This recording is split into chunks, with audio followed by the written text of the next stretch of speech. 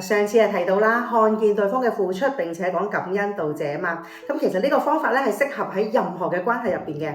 舉個例子嚇，你個仔考試翻嚟100分，通常你會講咩啊？哇，好叻喎，係咪咁樣？嘗試下咁樣講啊！哇，你咁高分嘅，你一定係付出咗好多努力，上堂又好用心，並且不斷複習，先至可以考到咁好嘅成績。媽咪都為你感到自豪啊！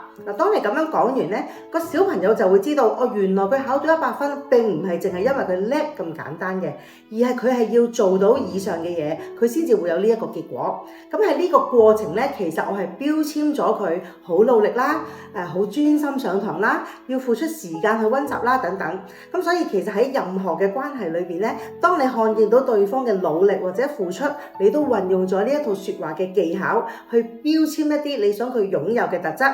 你越講得多咧，對方就會越深刻㗎啦。